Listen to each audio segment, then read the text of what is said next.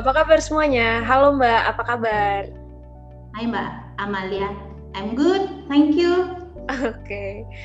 Nah, hari ini balik lagi nih di sesi mau ngomongin. Seperti biasa, ketemu lagi dengan saya Amalia Safitri, dan kali ini saya ditemenin sama Mbak Elvi, selaku konsultan vokasi dari cabang LP3I Pekanbaru. Halo Mbak Elvi, perkenalkan dulu namanya siapa dan asalnya dari mana? Yuk silakan. Oke, perkenalkan semua, saya Elvi Sriyanti, nama lengkapnya. Di Pekanbaru dipercaya sebagai konsultan pendidikan untuk LP3I Politeknik Cabang Pekanbaru. Selain membantu teman-teman kelas 12, adik-adik kelas 12 memilih jurusan yang tepat setelah tamat SMA atau SMK atau MA, juga di Pekanbaru saya dipercaya mengajar bahasa Inggris dan kelas marketing, Mbak. Oh gitu. Seperti itu. Oke. Jadi gimana nih LP3I Pekanbaru selama pandemi gini? Selama pandemi kebetulan di Pekanbaru sih kita lumayan lancar sih kegiatan mengajarnya ya. Kelasnya bisa berjalan secara offline, tatap muka di beberapa mata kuliah yang memang tidak bisa di-online-kan, lebih dibutuhkan untuk bertemu biar lebih biar lebih dapat feel proses nyerap ilmunya ceritanya Mbak. Tapi beberapa kelas yang bisa secara online sih kita pakai kelas online. Dan kalaupun diselenggarakan dengan cara offline sih tetap mematuhi standar protokoler kesehatan ya. Ya, pastinya. Nah, hari ini tuh kita mau ngomongin caranya berani punya skill di digital marketing, terutama di e-commerce. Jadi langsung aja yuk kita tanya sama yang ahli nih. Mbak Elvi, e-commerce itu apa sih? Aku mungkin share yang aku tahu aja ya Mbak ya. Jadi dari yang aku belajar dan yang aku coba praktekin di dunia digital, e-commerce itu kan secara teori adalah suatu proses jual beli yang dilaksanakan di internet, ya, proses jual beli yang diselenggarakan secara online. Sederhananya kan pengertian e-commerce itu kan itu ya Mbak ya. Yeah. Oke, so bagi mereka yang memang pelaku bisnis online di era pandemik ini berjamuran ya, muncul ya orang-orang yang berbisnis online. Nah, mereka itu dikategorikan sebagai orang-orang yang berkegiatan di dunia e-commerce, bertransaksinya via online. Proses dari tawar menawar sampai barang di closingin jadi sebuah transaksi bisnis itu terjadinya di internet secara online. Nah, itu dikategorikan ke dalam dunia e-commerce. Seperti itu, Mbak. Oke. Kalau jenis-jenis e-commerce itu ada apa aja sih? Setahu aku itu ada 5. Nah, ada yang business to business, ada business to konsumen, ada istilahnya B2B, B2C, C2B, C2C, ada C to government, ada business to government, seperti itu. Nah, yang B2B itu kan business to business. Nah, biasanya itu dari supplier ke grosir, itu kan dari perusahaan ke perusahaan, seperti itu ya Mbak ya. Terus ntar dari grosir dia oper lagi ke retail, itu biasanya dikategorikan kepada business to business. Terus ada yang B2C kan ya, business to konsumen. Nah, ini sangat marak berkembang sebenarnya, si pemilik pabrik, si pemilik barang langsung menjual barangnya ke konsumen. Nah, dunia e-commerce memungkinkan itu terjadi. Contoh yang paling gampang Gojek ya.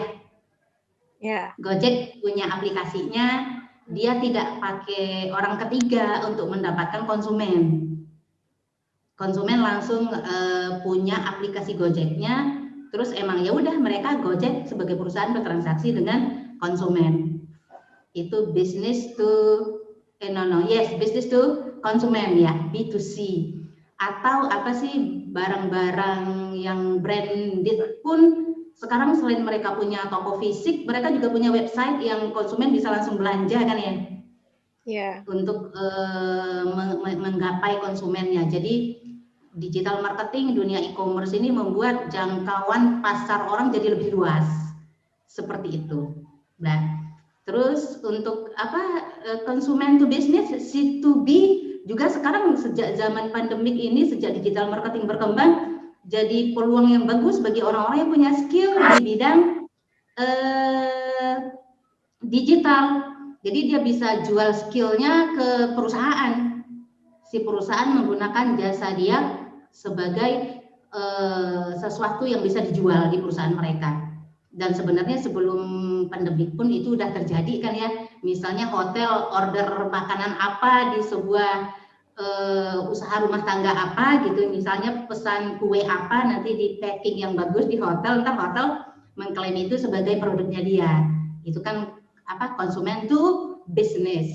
Nah, bagi generasi muda di dunia digital ini itu malah sebuah kesempatan yang bagus banget menurut saya, karena kalau kita punya skill aja kita bisa jual skillnya ke perusahaan-perusahaan yang emang masih gagap banget dengan perubahan bisnis yang mendadak harus serba online. Seperti itu Mbak, lebih kurang menurutku. Oke. Makasih Mbak Elvi. Terus kalau menurut Mbak Elvi nih, mengapa sih LP3I itu menganggap penguasaan skill digital marketing melalui e-commerce itu penting? Ya, sangat penting banget karena LP3I ini kan lembaga kampus ya, kampus yang emang sistemnya vokasi, sistemnya kepada pembekalan para lulusan dengan skill. Nah, setelah itu kan mereka ini kita tempatkan ke dunia kerja nih Mbak. Yeah. Dunia kerja, dunia usaha, dunia industri sekarang kan emang bergeraknya ke arah digital marketing, ke arah e-commerce. Nah, LP3I sebagai lembaga vokasi, kampus vokasi menyambut baik perubahan yang mendadak terjadi ini dengan segera membekali para lulusannya dengan skill yang memang nanti akan segera diserap di dunia kerja, di dunia usaha, dunia industri. Malah prediksiku nih, anak-anak LP3I justru malah bisa sepertinya menghasilkan uang, earn money justru before mereka di tempat bekerja. Kalau memang nanti di proses 2 tahun atau setahun pertama atau 1,5 tahun pertamanya mereka bisa hire ilmunya lebih cepat, semua skill yang diajarin langsung mereka tangkap dengan sempurna, langsung mereka keluarkan jiwa entrepreneurnya ya kan, bisa earn money sebelum CFP sempat menempatkan mereka bekerja. Menurutku seperti itu. Dan juga dengan kondisi yang seperti sekarang ini, pandemi kayak gini kan, skill digital marketing melalui e-commerce itu juga marak terjadi dan memang peluangnya juga lumayan besar ya Mbak ya? Yes Mbak, sangat besar sekali justru. Nah, bagaimana sih penguasaan skill digital marketing melalui e-commerce bisa membantu untuk di dunia kerja nanti? Sangat membantu. Jadi kebetulan di sini di Pekanbaru saya kan kebetulan mengajar kelas marketing public relation. Nah, mereka ini saya sangat ini kebetulan topiknya emang dekat banget dengan saya karena sehari-harinya emang ngomongnya ini. Jadinya anak-anak semester 1 ini semester 1, semester 2 ya sekarang semester 2 maaf. Di Pekanbaru kita udah berjalan di semester 2. Itu mereka sudah sangat tertarik dengan mata kuliah dengan materi konten kreator, how to design a content gitu. Terus mereka udah mulai punya jualan sendiri, bangga untuk menjadi seorang reseller, something like that. Pengen jadi the dropshipper. Jadi saya amazed gitu loh melihat cita-cita anak-anak sekarang beda ya gitu. Kalau dulu kita kan pengennya jadi PNS, pengen jadi karyawan apa gitu ya. Kalau sekarang cita-citanya mah pengen jadi konten kreator, pengen jadi YouTuber, pengen jadi apa yang di zamannya saya dulu nggak kepikiran kalau itu bisa menghasilkan uang. Nah, kenapa kira-kira ini nanti lulusan LP3I bakal laris di dunia usaha dan industri.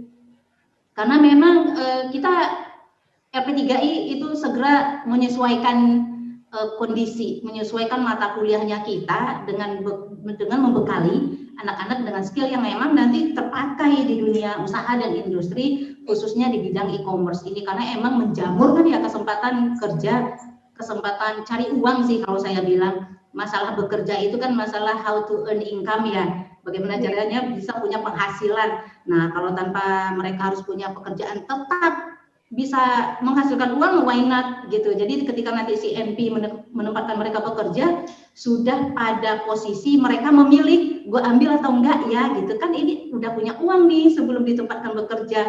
Saya sih visinya lebih ke sana. Mudah-mudahan nanti memang anak-anak lebih mandiri untuk jadi entrepreneur e-commerce ya, e-commerce entrepreneur kan keren tuh Mbak. Keren banget. Mereka bisa menghasilkan uang banyak dengan skill yang mereka miliki di dunia digital marketing. Seperti itu Mbak. Oke. Nah, dari gimana pentingnya digital marketing melalui e-commerce ini, 3 hal yang perlu diperhatikan dalam memulai bisnis e-commerce itu menurut Mbak Elvi seperti apa sih?